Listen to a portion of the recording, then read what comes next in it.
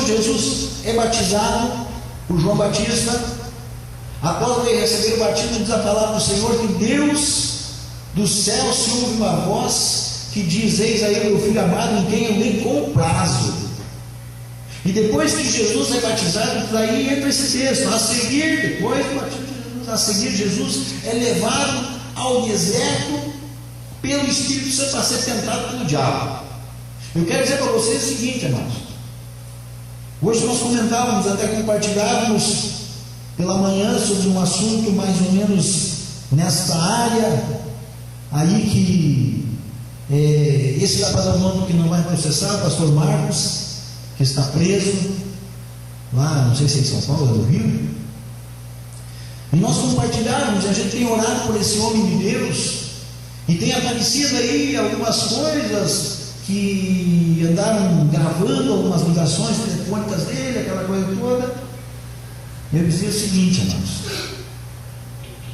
quando nós vamos para a Bíblia Sagrada, nós olhamos a vida de José no Egito.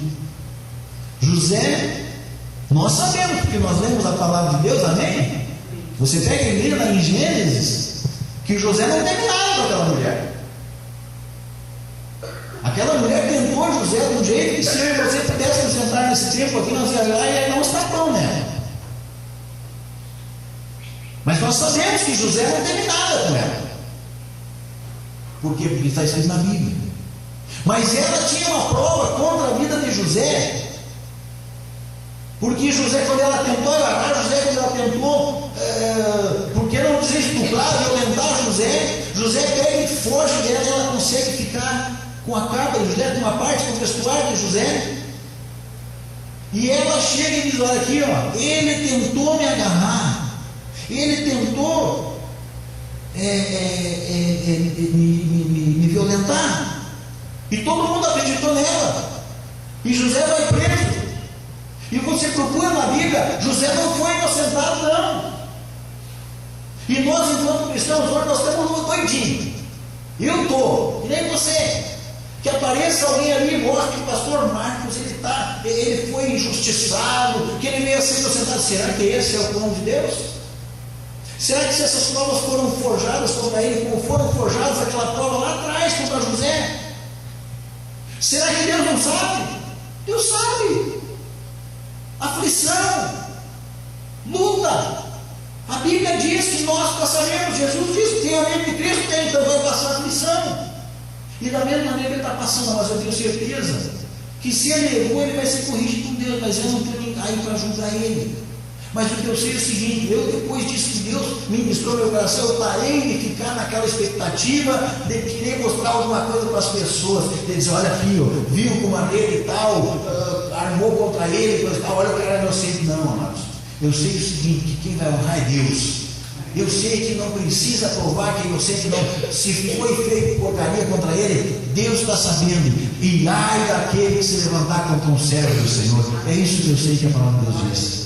Amém? Então José passou por isso. Foi ali, foi caluniado, foi preso.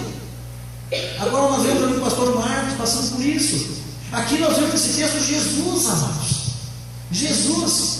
Eu quero dizer para você, se eu fosse Jesus aqui, quando o diabo falou: tu está com fome, né? Então transforma essa pedra em pão. Oh, meu Deus, já saiu o pão mais gostoso do mundo. O pão mais gostoso de toda a história ia sair naquele instante ali, porque a Bíblia diz que Jesus estava com fome. E o diabo ainda tenta Jesus. O diabo ainda diz para ele: se tu é, quem me disse que tu é, faz virar um pão isso aí. Ah, é, cara? Eu vou fazer um melhor pão então. E eu vou comer esse pão aqui na tua frente, vou me deliciar com esse pão aqui, diabo. Foi o que Jesus fez? Não foi, queridos. Por quê? Porque quando eu vejo o seguinte: aquele que tem a mente renovada, ele vai começar a pensar como Jesus pensava. O que Jesus pensou? Jesus pensou que tinha que mostrar para o diabo que ele dependia era de Deus e não do diabo. Querido, se você tem a mente de Cristo, você, em primeiro lugar, você vai ser provado na tua necessidade. Você vai ser provado na tua necessidade. Ninguém é provado naquilo que não é sua necessidade. Se você tem dinheiro de sobra, Mas de sobra mesmo, não é pouca coisa, tem bastante dinheiro. Aí alguém passa ali e bate no teu carro, e estraga ali um para-choque no teu carro. Você pega lá, nem liga, bota um para-choque novo. Isso é aprovação. Agora a aprovação que ele é furar o pneu quando você não tem dinheiro para arrumar. E você precisa do carro, isso é aprovação. Mas a Bíblia diz o seguinte: teremos aflições, mas nós vamos vencer. Amém? De repente não vai ser da maneira que eu e você pensamos, mas vai ser da maneira que Deus quer. Então vamos ser provados na nossa necessidade.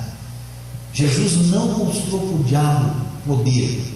Ele tinha poder para transformar aquelas pedras no pão mais gostoso, no pão mais cheiroso, no melhor. Quem sabe eu, como sou alemão, né, de sangue, quem sabe uma cuca. Diabo, é pão que tu está falando, diabo? Eu vou fazer uma vez uma cuca, só para ter judiado. Não. E quando nós somos somos provados, na nossa necessidade, é para nós provarmos que estamos debaixo da autoridade de Deus. Não questionarmos, mas assumirmos, assimilarmos aquilo, o que Deus quer nos mostrar. Amém? Segunda situação que eu vejo que Jesus, naquilo que Jesus disse, nós seremos afligidos também. Segunda coisa que Jesus foi provado aqui, e que nós vamos ser provados, é na nossa fé, amados. Amém? Na nossa fé. O versículo 6 de Mateus capítulo 4 diz assim, versículo 6: e lhe disse: se és filho de Deus, atira-te abaixo, porque está escrito: aos seus anjos ordenará teu respeito e te guardem. Eles te sustentarão nas suas mãos para não tropeçares em alguma pedra. Respondeu Jesus também: está escrito: não tentarás o Senhor teu Deus.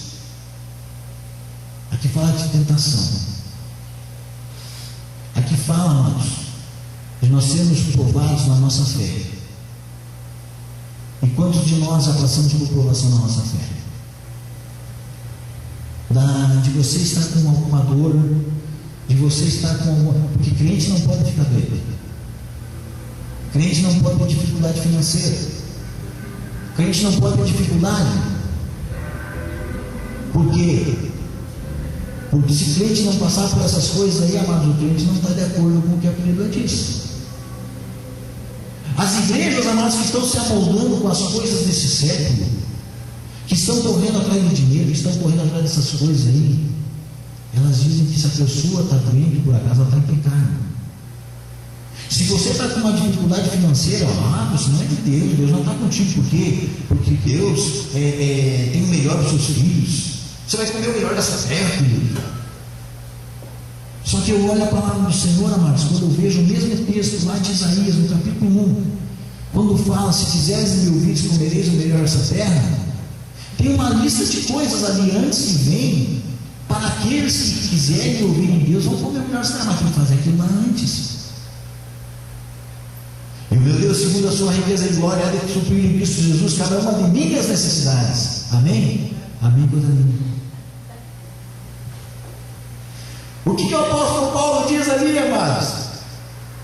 E o Senhor, em sua riqueza e glória, há de suprir em Cristo Jesus cada uma das tuas necessidades. E o apóstolo Paulo não está dizendo das minhas necessidades, o apóstolo Paulo está dizendo das tuas necessidades. Só que Filipenses capítulo 4 vem dizendo o seguinte, de um povo que tinha abençoado outro povo. Ele diz assim: olha, eu não estou reivindicando coisas para mim.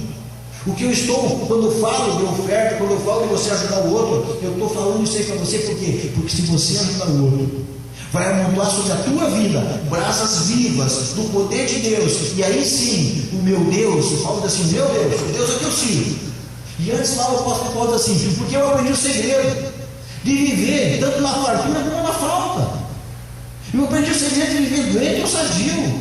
Eu aprendi o segredo de ter bastante e pouco. Por quê? Porque tudo posso naquele que me fortalece. E quando chega no capítulo 4, no versículo 19, o apóstolo Paulo chega ensinando a igreja ali de Filipe.